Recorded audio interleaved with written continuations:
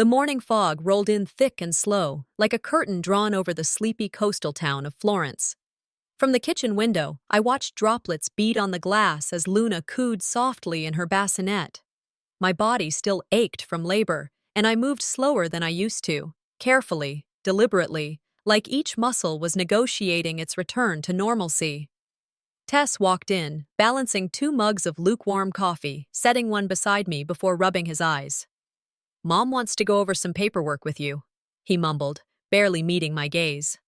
I glanced at the man I married, the boy who used to write me notes in math class. His kindness had once felt like safety, but lately, that safety came with qualifiers.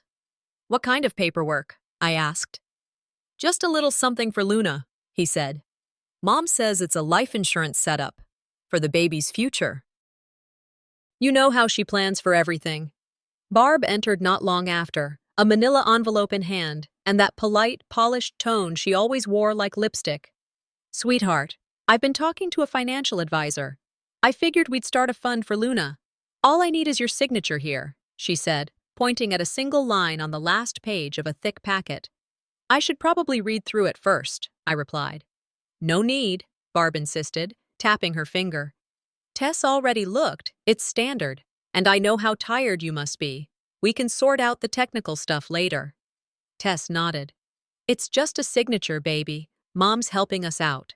So, I signed. With one hand cradling my newborn and the other barely gripping the pen, I scrawled my name. My mind was foggy, heart full, and body numb from the week-old painkillers. I didn't ask for a copy. Barb smiled and said, "Don't worry, I'll handle the paperwork."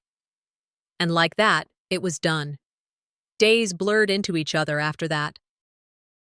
I barely slept, newborn feedings, diaper changes, and the slow erosion of my own presence within the house. Small things began to chip away at me, a missing towel here, a rearranged shelf there, my favorite blanket gone from the couch without explanation. One Sunday morning during brunch, Barb stood beside a newly updated family photo wall. Her guests, church ladies in pearls and perfume, oohed and awed at the images. I stepped closer and saw it. A framed shot of Tess holding Luna at the hospital. I had been in that picture, but in this version, my face had been cropped clean out. "Where's the rest of that photo?" I asked, trying to steady my voice. Barb didn't miss a beat.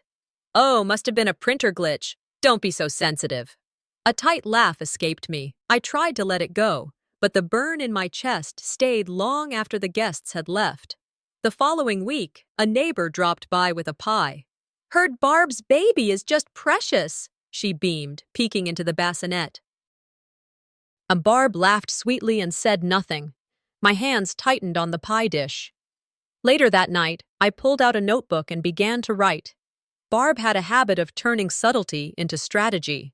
She never shouted, never slammed a door. Instead, she played the long game, faint praise that sounded warm but felt cold. Suggestions that undermined rather than supported. When guests visited, she introduced me not as Tess's wife or Luna's mother, but as Tess's partner. At first, I brushed it off. Then came the corrections. "She shouldn't be sleeping on her back like that," Barb said one afternoon. "Don't you know swaddling can cause overheating?" I opened my mouth to respond, but Tess jumped in. "Mom's just being helpful. She's old-fashioned." I felt myself shrink. Later that night, I Googled toxic in-laws postpartum and clicked on article after article. Every symptom lined up. Gaslighting, isolation, undermining. I wasn't imagining it. My mind flashed to the contract. Why had I signed it? What exactly did it say? I waited until Luna was asleep and walked out to the living room. "Hey," I said to Tess, "can I see the paperwork from your mom? The insurance thing?" He didn't look up from his phone. "Mom's got it." Of course she did. That night, a windstorm swept through the coast, rattling the windows. The power flickered once and then came back. At 2 a.m., I woke in a sweat, something gnawing at me. I slipped on a robe, checked on Luna, and crept down the hallway. Barb's office door was cracked. A desk lamp cast yellow light over a cluttered surface. Files, envelopes, legal pads. I stepped in quietly, eyes scanning. There, peeking out from under a folder, was a document with my name. Bold type across the top, Property Title Transfer Agreement. I leaned closer, fingers trembling. My name was on it, but not as an owner. I barely had time to register the layout before a voice sliced through the air. Looking for something? Barb stood in the doorway, arms crossed, silk robe tied in a perfect knot. I was checking if we needed more diapers, I said quickly. She stepped inside, closing the door behind her. You should sleep while the baby sleeps, she said calmly. Wandering around at night isn't good for new mothers.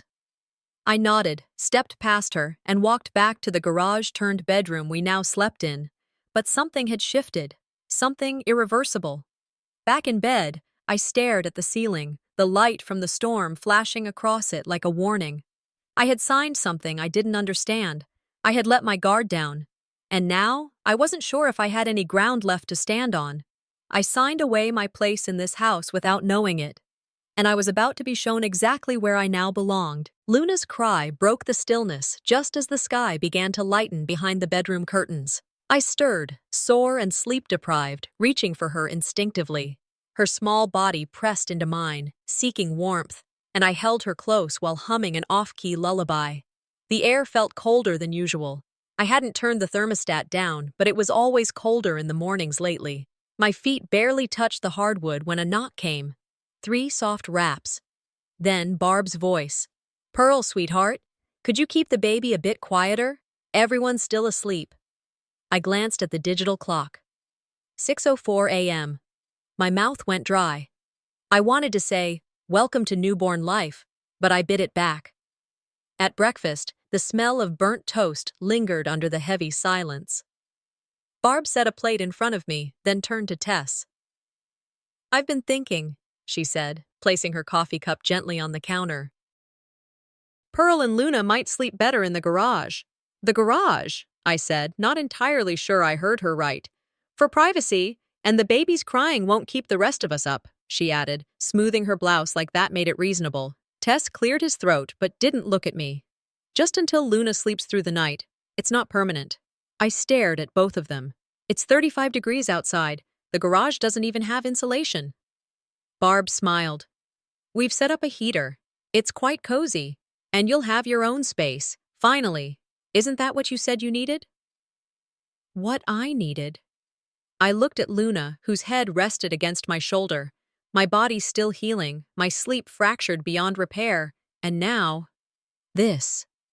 But I didn't fight. Not fully. Not that day. My strength was still somewhere in between stitches and silence. And the whole family nodded, like this made sense, like they were doing me a favor. Later that afternoon, Tess offered to help carry Luna's things out back. We just need to ride it out a little longer, he murmured, almost to himself. It's better than making it worse. I didn't respond. I followed him through the back hallway, past the laundry room, to the door we rarely used. The handle was cold when I opened it. The garage greeted me with the smell of old oil and damp cement, the kind of air that clung to your skin and made you shiver from the inside out. A cot sat in the far corner. Beside it, a small folding table and a portable heater blinking red. A stack of folded blankets, a plug-in nightlight shaped like a teddy bear. It wasn't just ready, it had been prepared. I walked toward the cot slowly, trying to absorb what I was seeing. Tess laid the diaper bag down and avoided my eyes. There was a receipt under the cot's leg, partially crumpled, still crisp. I picked it up and read the date.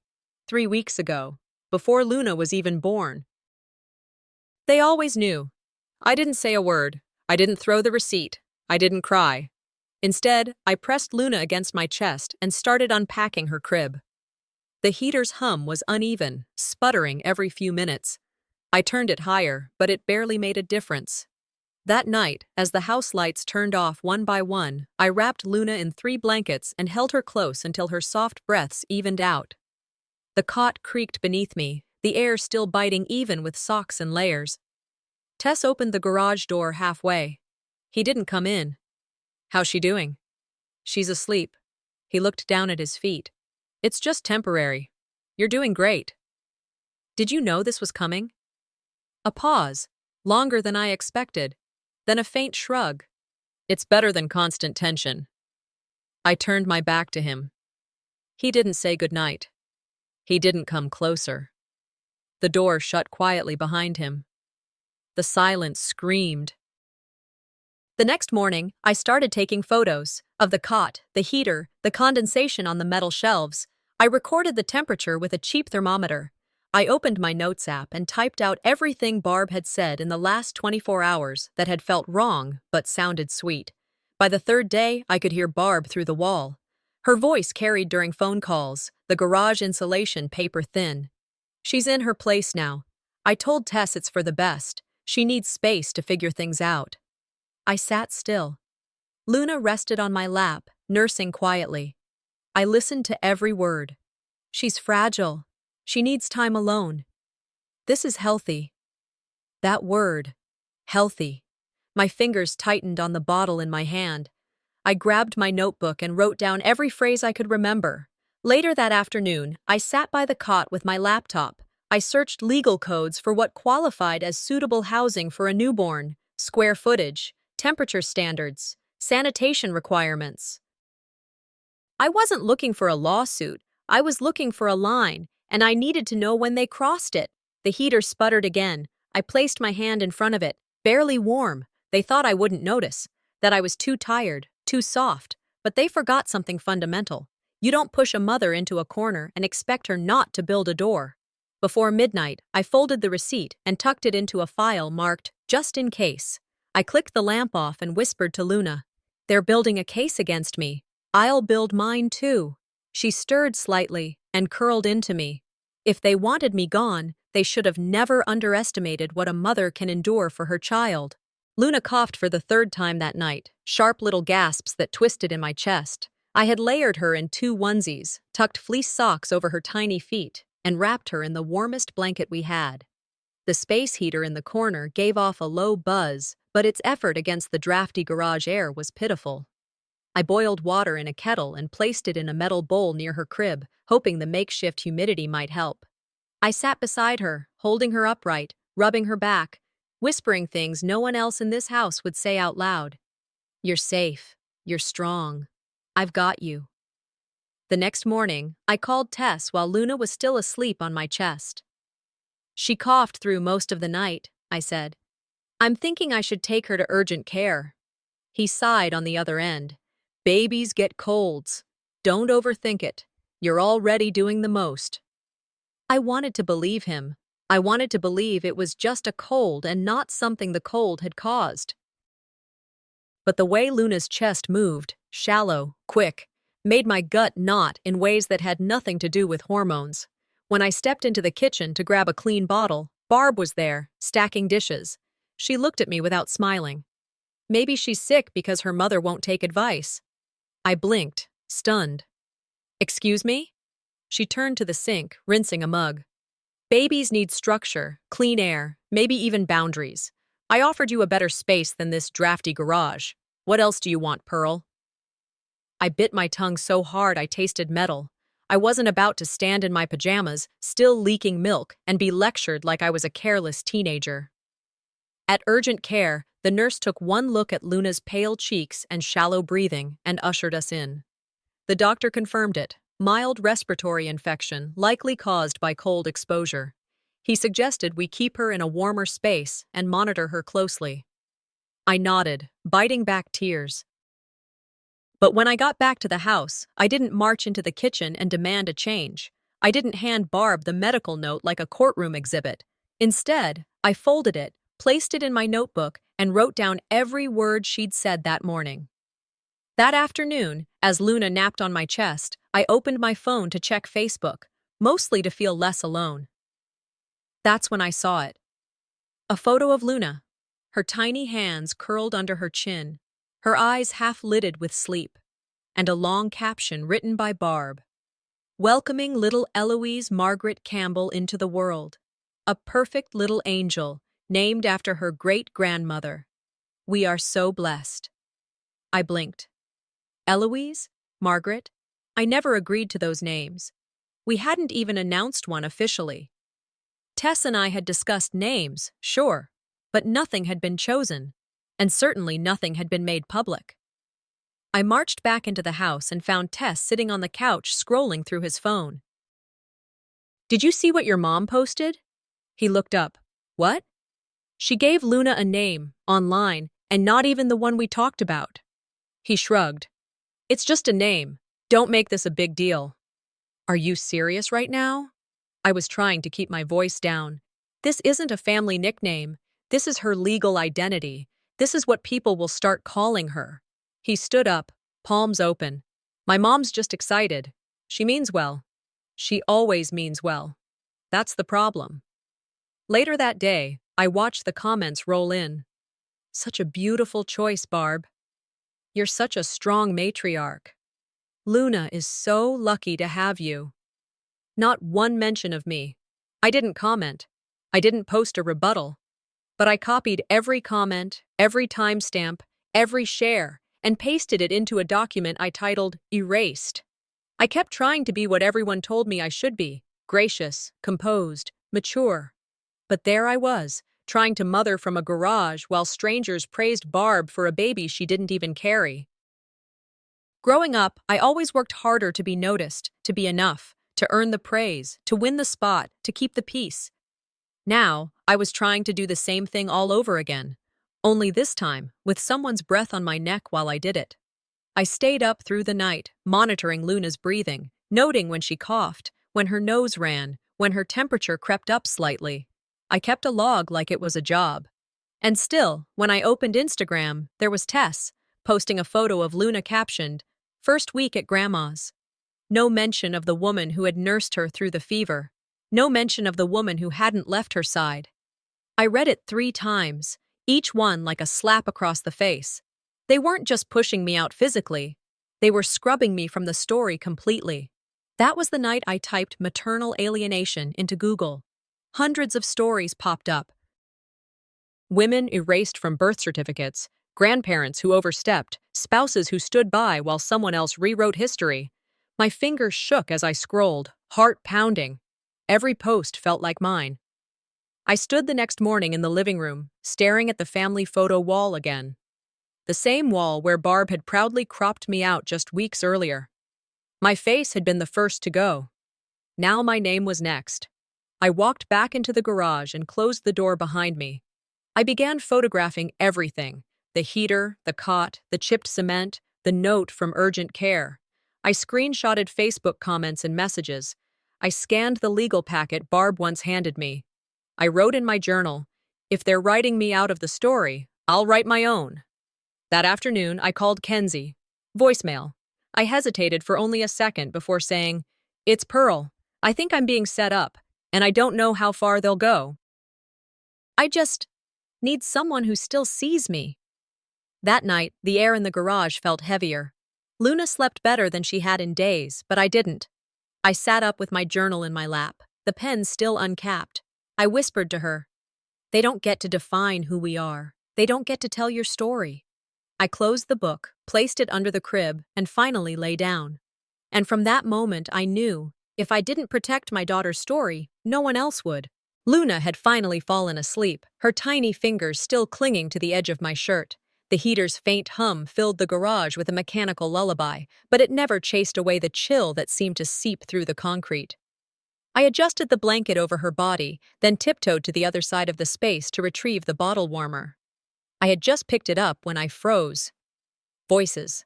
Low, hushed, coming from the hallway between the kitchen and Barb's office. "I told you, Tess, she's not going to push back," Barb whispered. "She's tired. Fragile. This is the time." I moved closer, the bottle warmer, forgotten in my hand. "If we slowly move her out," Barb continued, "one step at a time, she won't even realize. You get the house. She disappears. It's cleaner that way. No need for drama." There was a pause. Then Tess's voice, flat and quiet. "Just don't drag me into it. I don't want to deal with lawyers." She signed the transfer, remember? She gave up her part. "It's legal." I didn't even think. I pulled out my phone and tapped the voice memo app, hitting record. It caught the tail end. Barb murmuring, Once the divorce is filed, she won't have a leg to stand on. Divorce? Not maybe, not if, when. I stared at the wall like I could burn through it, not because of shock, but because of confirmation. All this time, I'd been telling myself I was overreacting, that I was paranoid, that maybe I was tired and hormonal and just needed rest. But I wasn't imagining this. I was being erased, carefully, systematically. He wasn't being passive. He was complicit. Back in the garage, I sat down beside Luna and replayed the recording again and again. Barb's voice slithered through my ears, and Tess's silence felt louder with each repetition. I didn't cry, I didn't scream, I didn't even blink. There was just this vast, hollow space where everything used to live: trust, love, home. It had all been cleared out without my permission, and I hadn't even noticed until now.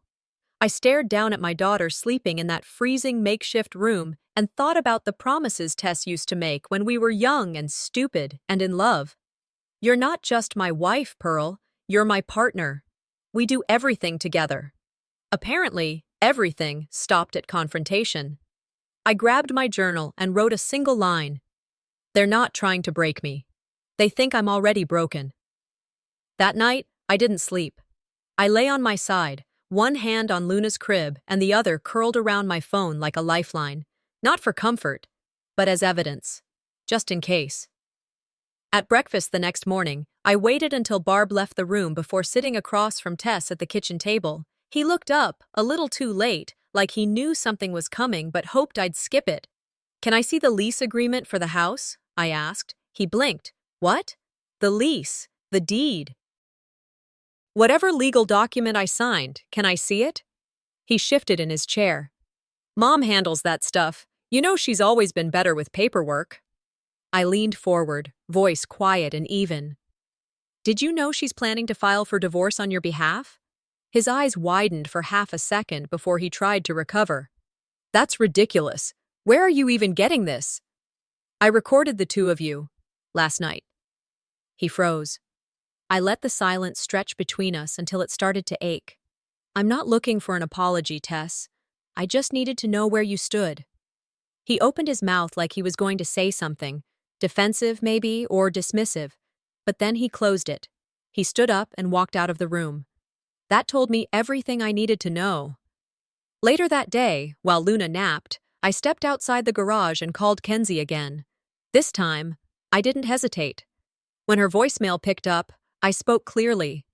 "It's not just emotional anymore. It's planned. They're orchestrating it. I don't even think Tess realizes how much he's already given away." I ended the call and sat down at the small table in the garage, opening my folder and sliding the journal beside it.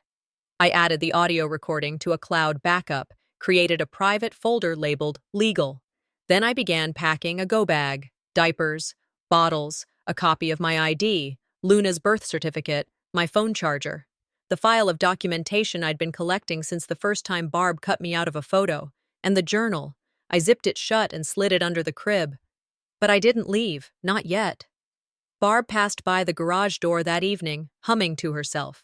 She stopped, tapped on the door lightly with her knuckles, and spoke through the wood.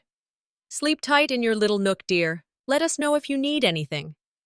I opened the door just enough to meet her eyes. "Thanks," I said. "I sleep better than I ever have." She blinked, a little thrown off by my smile. I closed the door slowly, locked it, then sat beside Luna again. The room still carried the chill of the early December night, but something in me had shifted. I looked down at my daughter and whispered, "You'll never know how close I came to vanishing quietly." But not anymore. I wasn't going to disappear. I wasn't going to be erased. Tomorrow, I stop being invisible, and they won't even see it coming. I woke up to the sound of the heater sputtering again. The little coil glowed a dull orange, doing nothing against the sharp bite of the morning cold. Luna stirred beside me, her face barely visible beneath the layers of flannel I'd tucked around her overnight. I moved slowly, pulling on a sweatshirt and slipping into the only socks without holes I could find. Today, I was going to make oatmeal.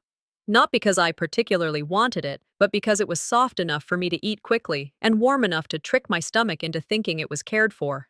with the camping light clipped to a nail in the wall and a small countertop burner I'd dug out from a box labeled "Old Dorm Stuff." I poured water into the pot. The condensation on the garage walls clung like sweat, unmoving. As the water began to bubble, I reached for the oats and burned my palm against the metal handle. I let out a sharp breath, biting the inside of my cheek so hard it hurt, trying not to wake Luna. I held my hand under a trickle of cool water from a jug and looked around the garage. This wasn't improvisation, it was survival. And it wasn't just inconvenient, it was calculated. I pulled out my phone and took pictures. The single plug overloaded with the heater and hot plate, the camping light rigged above a crib, the condensation pooling by the corners of the walls. Barb's voice echoed in my memory from the day before.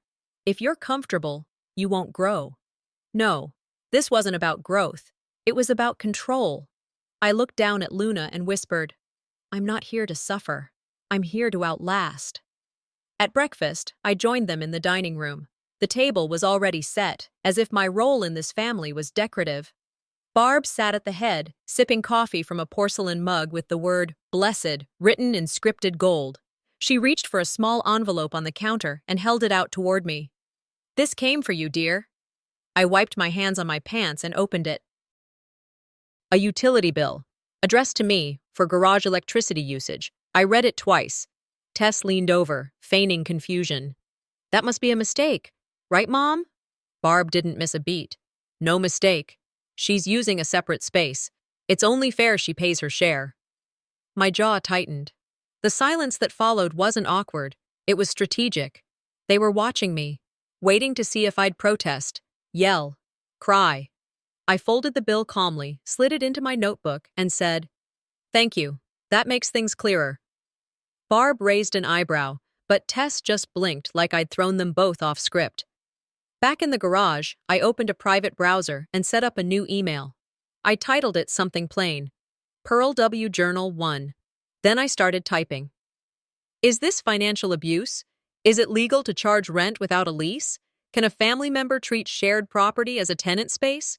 Oregon laws, spousal rights, and postnatal protections." Each search opened a dozen tabs. I bookmarked them all. I also created a folder labeled Evidence. The bill went in first. I uploaded the photos from that morning and titled them Living Conditions, December. That night, I sat by Luna's crib, watching her tiny chest rise and fall, and whispered, "Every quiet moment is for your loud future." Then I labeled the folder with a piece of red tape, "Use when they push too far." The next morning, as the sun struggled through the gray sky, Barb stepped into the garage without knocking. Her eyes scanned the space like a landlord inspecting a storage unit. "Still alive in here?" she asked with a sugary smirk. "It's freezing." I didn't stand. I didn't even flinch. "I've taken steps to document everything," I said evenly, "including the temperature, just in case." Her smile faltered. "Excuse me?" "Nothing," I replied smoothly.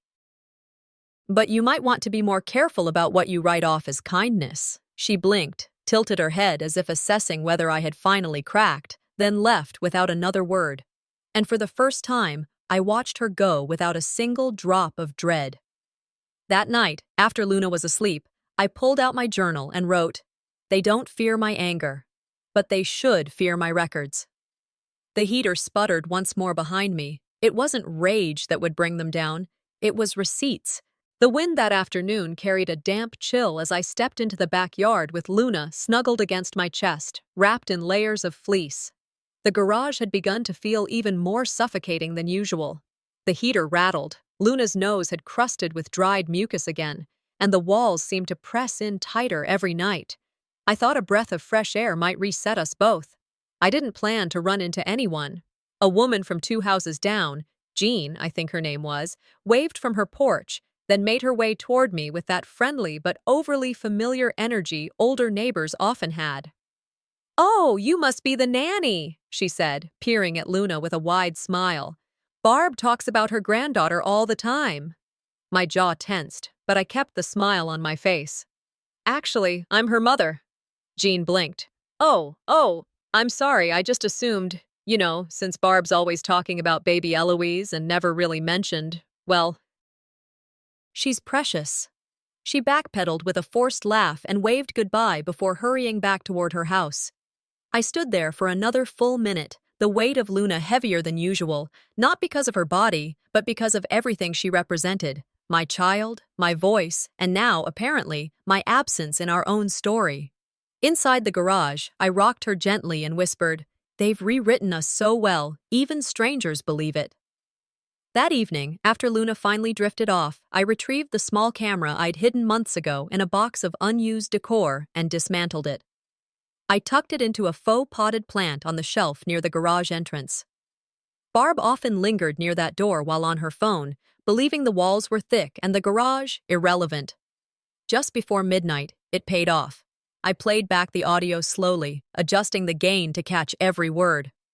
"She's isolated, passive, and legally irrelevant," Barb said, laughing. "As soon as Tess files, she won't have a leg to stand on. Honestly, it's easier than I thought."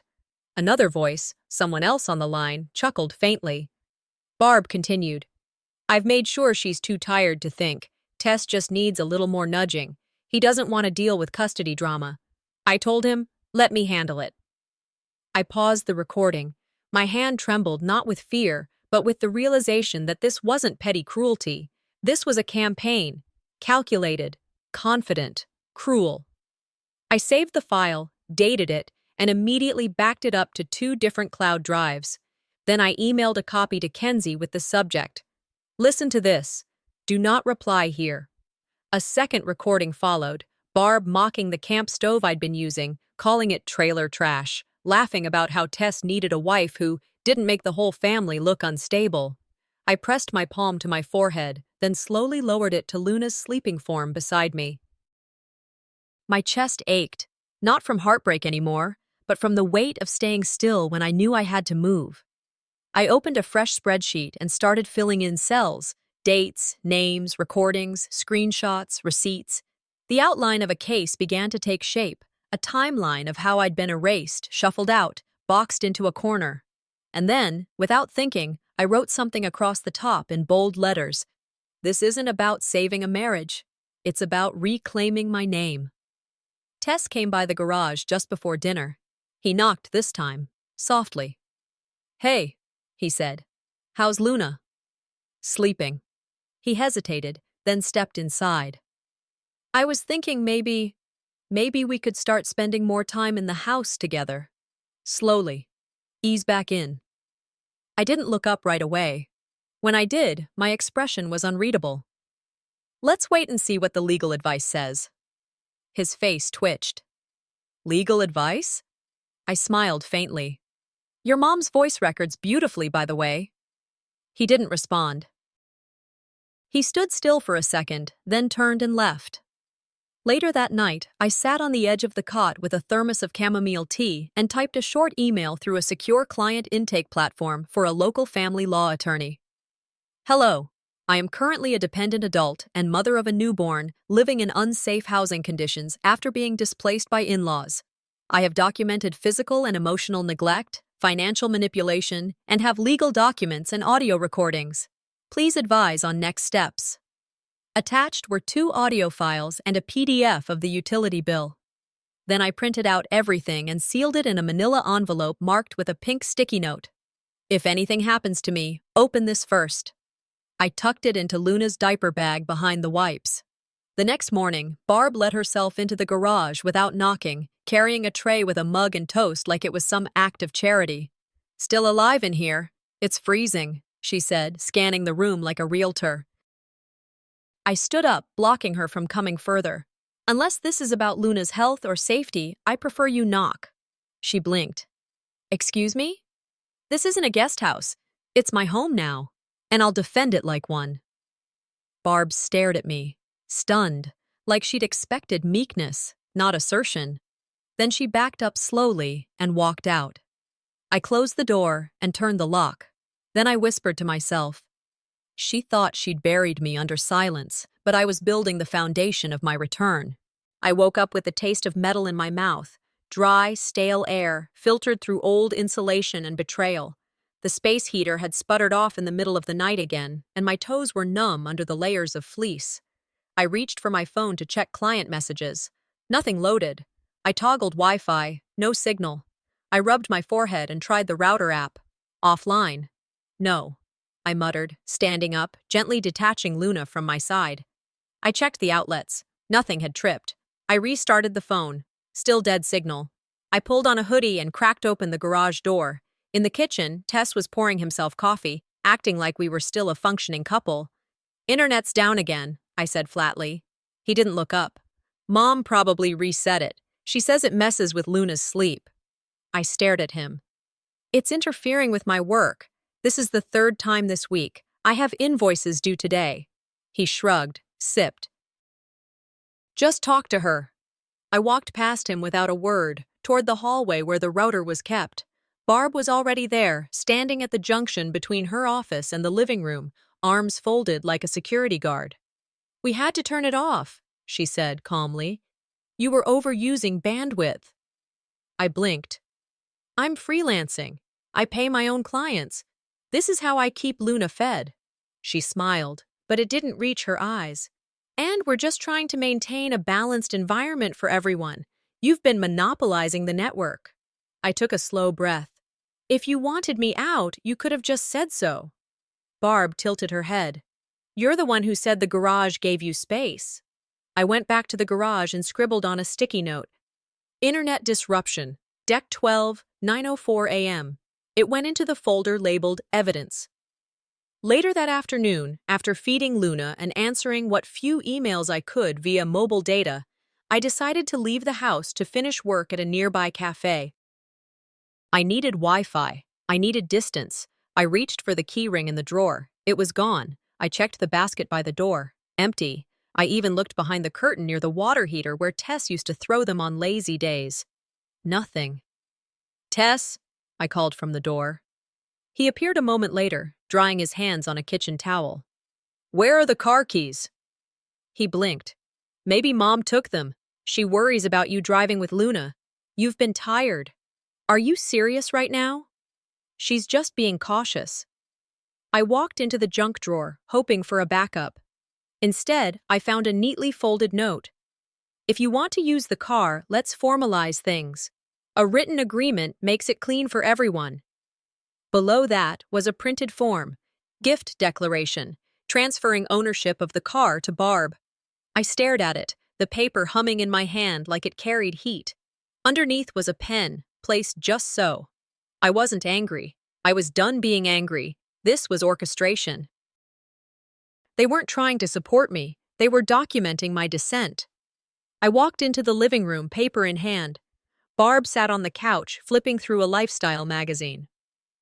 "You think trapping me will make me disappear?" She glanced up, unbothered. "No, dear. We're protecting you from decisions you're not ready for." Tess stood behind her, silent. That silence was louder than anything I'd heard all year. I didn't argue. I turned, walked out, and locked the garage door behind me. Inside, I pulled out my phone and texted Kenzie. "I'm ready to talk legal. I have everything." That night, I printed the original car purchase receipt and tucked it into a file. I slipped it inside Luna's diaper bag, between the wipes and burp cloths. My version of an escape plan. The next morning, my phone buzzed at 7:18 a.m. Missed call, Kenzie. Text. "You're not alone. Let's get you out smart, not fast." I exhaled slowly. Then I wrote in my journal. This isn't my breaking point. It's their warning. Later that morning, I walked into the kitchen with a calm I hadn't known I had. Barb was arranging flowers in a glass vase, humming a church hymn. "From now on," I said, "I'll handle my own transportation and connectivity." She looked up. "I'm not asking, I'm informing," I continued. "Interference will be treated as harassment." Barb set the vase down slowly. "You wouldn't dare." "Try me." She blinked, once, and then turned away. Tess stood behind the island, face pale, lips tight. I didn't wait for either of them to reply. I walked out. Back in the garage, I sat beside Luna, picked her up, and held her close. They wanted silence, I whispered into her ear. They're going to get strategy instead. Tomorrow, I opened the first gate they thought I'd never find. Kenzie's text came in while I was sterilizing Luna's bottles. Just 4 words. I'm here, I've got you. I stared at the screen for a beat longer than I needed to. Then I smiled. Within 2 hours, she pulled into the driveway, sunglasses on, clipboard in hand, and a confident stride like she was inspecting commercial property for a wealthy investor. Barb, naturally, saw her from the front window and rushed out like a hawk in pearls. Hello there, I'm Barb. Looking for someone? Kenzie extended a hand. Kenzie Morton. I work with Lakeside Equity. We're exploring opportunities along the coast, vacation homes, retirement flips. Your place caught our eye. Barb lit up like a chandelier. Oh, we've had this home in our family for years. The bones are strong. My son's a banker. Very stable property. As Barb launched into a verbal tour, I walked across the yard with a coffee cup in hand. Inside the sleeve, a folded packet, my documentation. I placed it in Kenzie's palm as we exchanged a casual nod. While Barb blabbed about custom countertops that didn't exist and legacy upgrades, Kenzie listened patiently, letting her talk while her smart pen captured every word. Tess wandered in from the backyard, saw the scene, and froze. Kenzie turned with an easy smile. And who holds the title, by the way? Your name or… Barb waved her off. Oh, technically mine, but it's all in the family. Tess didn't say a word, but his face twitched, just enough for me to know he was spiraling. Finally, by dinner time, Barb had summoned us all for what she dubbed a restorative family gathering. I wore a gray sweater, hair pulled back, Luna snug in her sling. I kept my tone neutral, face unreadable. Calm is power. Calm disarms. At the table, Barb took her usual throne at the head and began fork clinking against her plate. I just want to say how proud I am of our family, she smiled, eyes flitting between Tess and me. Especially Tess. He's been such a rock through everything. Kenzie, seated beside me like a friend of the family, offered a pleasant nod. I waited until dessert was served before speaking. I actually brought something, I said, sliding a stack of papers onto the table. Just a few things I thought we should all look at, together. Barb paused mid-chew. What kind of things? I gestured to the first page. A utility bill for the garage, addressed to me, some Facebook posts, a transcript of a few recent conversations. I met Tess's gaze. You agreed to silence. I didn't. I pulled out my phone and tapped play. The room filled with Barb's voice. As soon as Tess files, she'll have nothing. She's isolated, passive, and legally irrelevant. Kenzie didn't flinch. She just leaned back, sipping tea like she'd heard it all before. Then came Tess's own voice. Just, don't drag me into it. The table fell quiet. Barb laughed awkwardly. You're twisting my words. We were concerned for you. I looked directly at her. No, you were orchestrating an exit. One breadcrumb at a time. Tess started to open his mouth, but Kenzie beat him to it. You may want to stop there, she said. I'd recommend you speak with counsel before continuing. I slid the final paper across the table, a photo of Luna's crib beside the camping heater. Everything has been backed up, sent to people I trust. This isn't about payback, it's about protection. Barb's voice rose. You'll regret this. No, Barb, I said calmly. I won't. And for the record, I'm not asking permission to leave. I'm notifying you. I stood, lifting Luna in one fluid motion. Thanks for dinner. Kenzie followed without a word, both of us leaving behind the table that once symbolized family and now felt like a courtroom in denial. Back in the garage, I laid Luna down gently before pulling out the folder. Kenzie sat beside me, flipping through the paperwork. This is solid, she said. More than enough for preliminary filings, but we need to move quickly. They won't take this lying down. I know, I said, but they won't find me unprepared. Kenzie nodded, tapping her nail against the label on the folder. Evidence. I pulled out my journal and scribbled a new line. The dinner wasn't a breakdown. It was a revelation. That night, my phone buzzed again. An email from Barb. Subject line: "We need to talk." I didn't open it. They'd had every chance to talk before. Now it was my turn. I didn't slam the door behind me. I left it open just long enough to let the truth walk in after me. The buzz of my phone pulled me out of half sleep, and when I blinked my eyes open, the light of dawn was filtering through the thin garage curtains. Notifications lit up the screen. Dozens of them. I sat up slowly, still in yesterday's clothes, heart already racing. The first thing I saw was a Facebook tag. Barb Campbell has posted in Florence Families Connect. I tapped it. A long-winded, passive-aggressive essay stared back at me. No names mentioned, but it was unmistakably about me. "Some women," it began, "don't understand what real family support looks like. No matter how much love, space, and grace you offer, they choose conflict. It breaks my heart to watch our son go through this. She's not the same since giving birth. Hormones, maybe. Mental stress. We just pray for peace in this house again." Accompanying the post were carefully curated photos: Barb holding Luna in the living room, Tess smiling at a church picnic, a blurry shot of me from behind with the caption, "She used to smile more." I didn't respond. I didn't even blink. But I did screenshot every inch of it, copied the URL, and sent it to Kenzie with the message, "It's begun."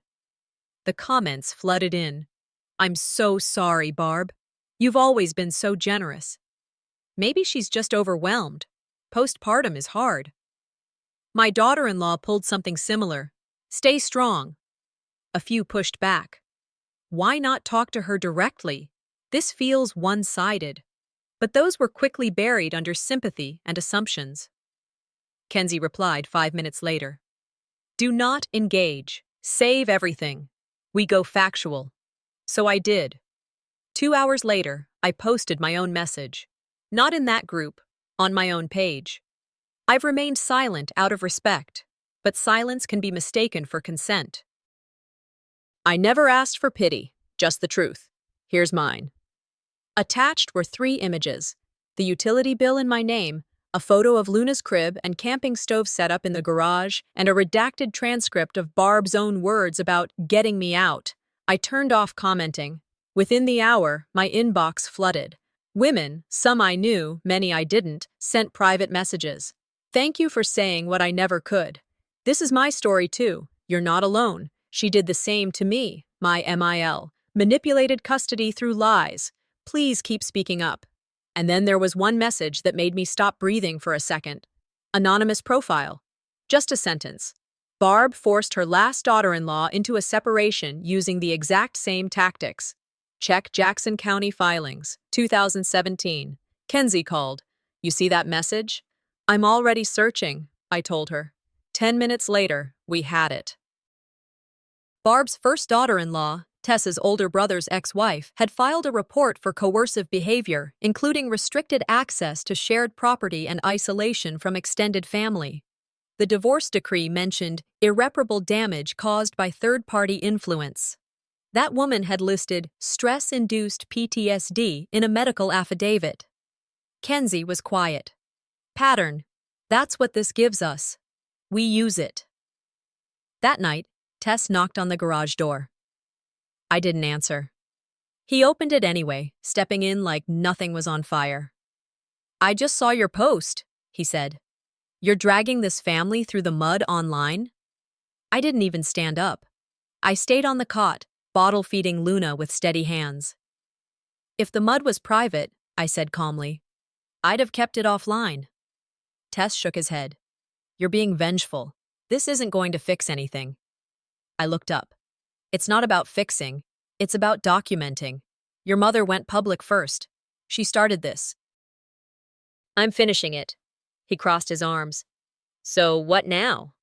"Now," I said, "I make sure Luna never inherits this pattern. I break it, whether you stand with me or not." Tess didn't reply, just stood there, caught between guilt and allegiance. I returned to feeding Luna. He left without another word. Later that night, I heard Barb on the phone outside. Her voice was sharp, brittle. Gone was the sweet, concerned mother act. "They're framing me. She's twisting everything. She's unstable." No, Barb. You were just finally seen. Tess packed a bag. I didn't ask where he was going, or if he'd be back. That was his cross to carry. Barb paced the porch, phone pressed so hard to her cheek it looked like she might crush it. Kenzie and I started a new file: custody planning, contingency draft.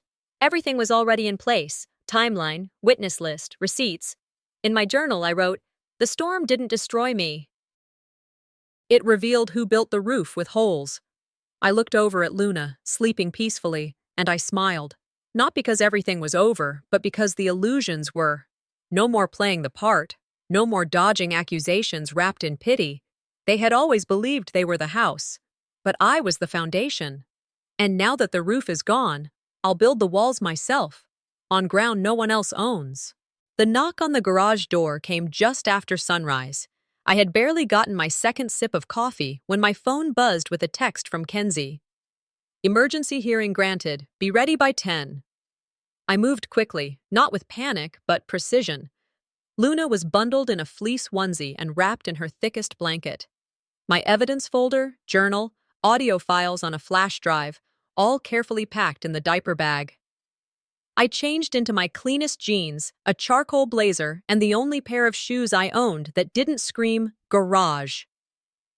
At 9:43, Kenzie pulled into the driveway. She didn't say a word, just nodded. The Lane County Courthouse was gray and sharp-edged, like a monument to patience.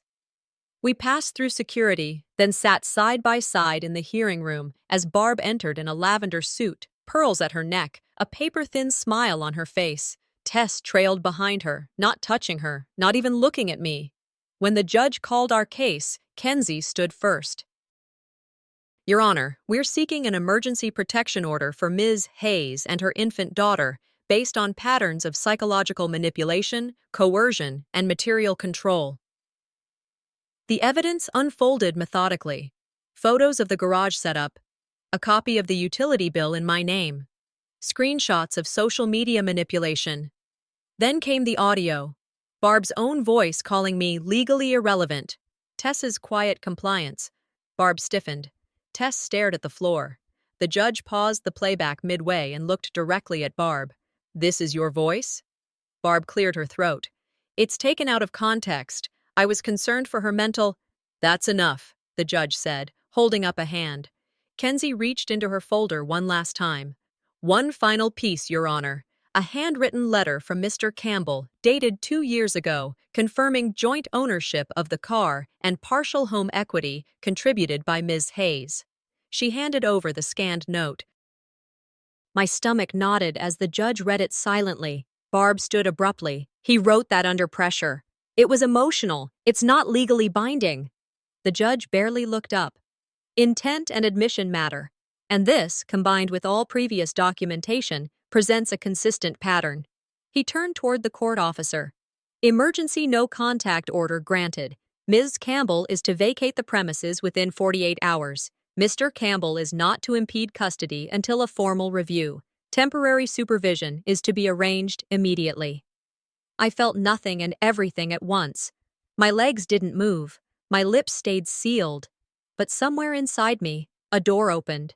Outside the courthouse, Barb stormed past us, muttering under her breath, then spun around. "You've ruined this family over a tantrum." I looked at her, calm as stone. "You ruined it trying to erase me." Tess trailed after me as Kenzie and I walked toward the car. "Pearl, wait. Can we just talk?" I stopped. "I'll talk when you choose a side that doesn't silence mine." He nodded slowly, but said nothing. Just stood there as I walked away with Luna in my arms. Back in the passenger seat, Kenzie fastened her seatbelt and glanced at me. "You didn't just win," she said. "You redefined what losing looks like, for them." That night, back in the garage, I started packing. But it wasn't like before. Not out of shame, not in defeat. It was intentional. It was strategic. It was mine. I folded Luna's onesies with care. I labeled boxes. Kenzie had already sent a lease agreement for a temporary place downtown. It wasn't fancy, but it was safe. And mine. I wrote one final thing in my journal. Barb had control. Tess had silence. Now I have clarity. The red camera light blinked above the garage shelf, quietly recording this last moment of us here. I turned toward Luna, kissed her forehead, and picked up a small children's book. Power isn't control, sweet girl, I read aloud.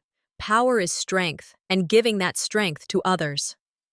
The garage still smelled faintly of oil and mildew, but somehow it no longer felt like a cage. Tomorrow, I won't just leave this garage. I'll walk into the life they thought I didn't deserve. Morning came with a softness I hadn't felt in months. Not because the air was warmer or the world suddenly kinder, but because for the first time, my direction was clear. I folded Luna's pajamas into a small box marked Essentials and zipped the duffel I'd been packing for weeks. There was no urgency in my movements, no tremble in my hands. I wasn't escaping. I was choosing. I ran my palm along the garage wall, tracing the paint-chipped wood. "Thank you," I whispered to no one and everything, for holding me, for witnessing me, for not caving under the weight of their silence. Outside, the house looked the same, but I didn't. A note slipped under the garage door caught my eye. Tess's handwriting. Just 5 words. "Maybe we can still talk." I didn't open it. Some things don't require replies. Some silences are earned. I opened my journal and wrote, "Peace doesn't always come with reunion. Sometimes it comes with distance." By midday, Barb tried calling. I recognized the number, now labeled, "Blocked, don't engage." I let it ring. 2 hours later, Tess texted, "She's sorry. We didn't think it would go this far." I stared at the screen for a full minute before replying, "It didn't go this far. You both walked it there." Kenzie texted with the address for our temporary rental, followed by a co-working space recommendation in the next town, a fresh chapter disguised as logistics. "Mommy," Luna asked as she peeked over a stack of packed diapers, "are we going home now?" I paused, then smiled. "We're going somewhere better." I slid the house key onto the kitchen table beside a printed letter, simple, direct, honest. I didn't bother sealing the envelope. They'd read it. "I hope one day Luna hears the story from me, not from rumors, and I hope you reflect, not just react." I didn't slam the door on the way out. I didn't flinch. I simply walked, Luna on my chest, the bag over my shoulder. The early spring breeze moved through the trees, almost as if clearing the way. At the car, I stopped for one breath. Just one. Not to reminisce, but to close the door properly on a version of myself that no longer fit.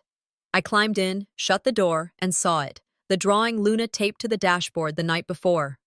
A scribbled lion with a crown, and the words in red crayon, "Mommy is a lion." That night, in our final hours in that garage, I read Luna one of her favorite bedtime stories. The room was bare, the heater already unplugged, but the warmth came from somewhere else. As I turned the last page, Luna rested her head on my arm and looked up. "Mommy," she whispered, "I'm glad you're strong. I'm gonna be strong too." My throat tightened, but I smiled. "You already are, baby girl." That one sentence from her meant more than any apology ever could, more than any court order or signed agreement. It was truth from the mouth of someone still learning the world and seeing me for what I fought to become. I pulled out my journal and wrote, "What I didn't get from them, I'm giving to her. Truth, protection, example." The fear of being labeled the woman who left no longer lived in me. I had become the mother who stayed for herself. And for the first time since Luna was born, I allowed myself to cry. Not out of grief, out of relief, out of release. Before the sun rose again, I placed Luna gently in her car seat and covered her with a soft quilt stitched by my grandmother years ago. I walked through the hallway one last time, stepping lightly over the cracked tile, past the family photo wall that never had space for me, and I left the envelope. The garage door clicked shut behind me, not with a bang, not with regret, just done. As I pulled out of the driveway, I didn't glance at the porch. I didn't wait to see if they watched. I didn't need to. The wind carried us forward. Luna's breath was steady. My hands, finally, didn't shake. And in her eyes, I wasn't just a survivor. I was the story worth telling. 3 years passed, not all at once, and not quietly, but steadily, like a tide that knew exactly where it was going. I lived now in a two-bedroom bungalow tucked into a sunlit corner of Eugene. The backyard had a crooked fence and a maple tree that showered the grass with golden leaves each fall. Luna turned 3 today. She was currently running around the yard in a sparkly cape, pink frosting on her chin, chasing bubbles like they were made of dreams. Kenzie arrived just before noon, holding cupcakes in one hand and a gift bag in the other. "I come bearing sugar and redemption," she joked, pulling Luna into a hug. We settled on the patio, just the two of us. I passed her my laptop, already cued to the video. "You want to see it again?" She grinned. "I never get tired of this part." We hit play. On screen, Barb stood at a podium in a church rec hall, broadcasting live to her followers. The banner behind her read, "Women of Legacy, Honoring the Matriarchs." Her voice floated through the speakers, waxing poetic about generational strength, about building family values, about the unbreakable bonds of motherhood. And then it happened. Mid-sentence, she blinked as a courthouse staff member stepped into frame and handed her an envelope. A quiet voice. "Mrs. Campbell, you've been served." The stream didn't cut. Her hand trembled, her smile twitched, and thousands of viewers watched the cracks form in real time. Kenzie sipped her lemonade. "She wanted to be the matriarch on camera. You gave her a viral ending." I exhaled, long and slow. "The difference is, I let the truth go live." Healing hadn't come with that moment, though. It came in the days that followed, when I chose not to carry the shame her silence had built around me, when I chose to stop answering Tessa's letters. Every one of them I'd received, I had filed away unopened. I didn't need to read apologies scripted in hindsight. Barb had moved to a quiet suburb an hour away, her influence reduced to sparse Facebook posts and vague comments. A friend from town said she still hosted luncheons, but the rooms were emptier now. Her name had become less legacy, more cautionary tale. Luna asked me once, "Why don't we see Grandma?" I looked her in the eyes. Because grown-ups have to choose what love looks like, and sometimes love means letting go. That house never rebuilt itself. I never tried to. Let it stay broken. I didn't just walk away, I told Kenzie one day. I closed the courtroom and opened a life. The backyard filled with guests. Nothing extravagant, just warmth, good people, real joy. No curated poses, no smiling through gritted teeth. Kenzie helped me set up the folding table. "You realize," she said, "you didn't just save her. You changed the blueprint for what survival looks like." I handed her a tray of juice boxes. I thought I wanted revenge. And? I found purpose instead. And revenge? I smiled. It arrived dressed as peace. One neighbor leaned in, whispering as she handed me a plate. I still remember that video. She deserved every second. I didn't argue. Later, I sat Luna on my lap and handed her a hand-drawn storybook wrapped in craft paper. "What's this, Mommy?" "Open it." She peeled back the paper and gasped. "It's us!" The cover read, "The Girl and the Garage."